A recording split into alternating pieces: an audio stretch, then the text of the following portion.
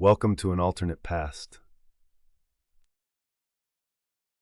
Today's video is, what if the Bolsheviks had lost the Russian Civil War?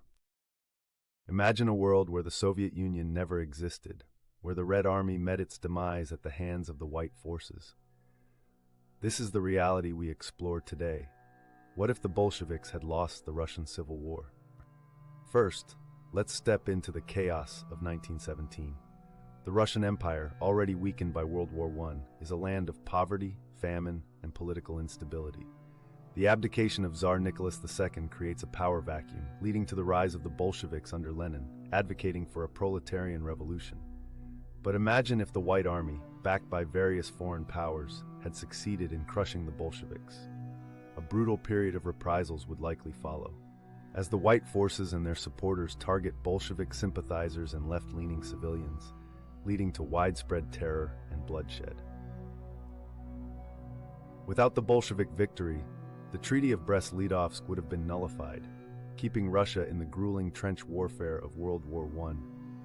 Millions more soldiers would die on the Eastern Front, exacerbating an already catastrophic loss of life. The economic strain and human toll could have led to even more civil unrest, possibly fracturing the country even further into competing warlord states or territories under foreign occupation. The ideological implications would be profound. Socialism as we know it would likely be discredited, seen as a failed revolution. With the Soviet Union never forming, the international communist movement loses its primary state sponsor. Countries such as China, Cuba, and Vietnam might never experience their respective communist revolutions. The Cold War, the arms race, the threat of nuclear annihilation, all central parts of the 20th century, would be rewritten or perhaps never occur. The United States, lacking a major ideological adversary, could still face other geopolitical challenges, but in a drastically different context. What about the fate of Lenin and Trotsky? Captured by the White forces, they would likely face execution, further fueling a spirit of martyrdom among surviving Bolsheviks, but cutting short their influence.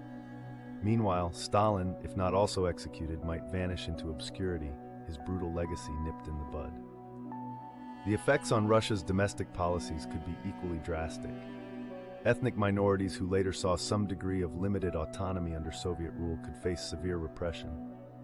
Anti-Semitism, already rampant in the Russian Empire, might worsen without Bolshevik policies aiming at its reduction.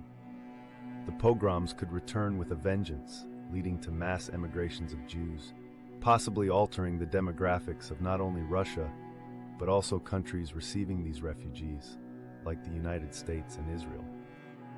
Imagine also the economic repercussions. Without the five-year plans and industrial focus brought by Stalin's forced collectivization, Russia might remain predominantly agrarian, its vast resources underutilized or exploited by foreign powers. This lack of industrial muscle would leave Russia vulnerable to future invasions, perhaps even making it a target for rising fascist forces in Europe, like Nazi Germany.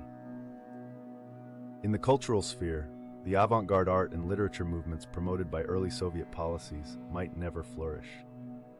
Figures like Sergei Eisenstein in cinema or Mayakovsky in poetry could be relegated to obscurity, losing a vital catalyst of global modernism.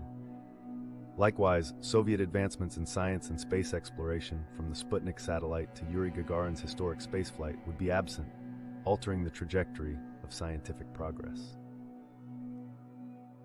The ripple effects extend beyond Russian borders.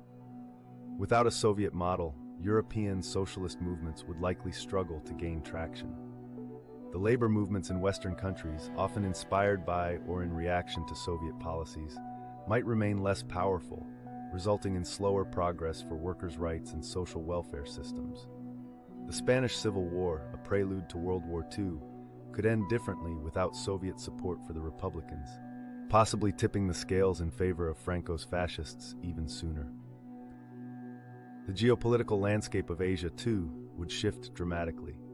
The Chinese Civil War might see a nationalist victory, preventing Mao Zedong's rise to power and the consequent radical transformation of Chinese society. Furthermore, Korea and Vietnam, never receiving the ideological backing or military support from a Soviet Union, might never endure their devastating wars of the mid-20th century.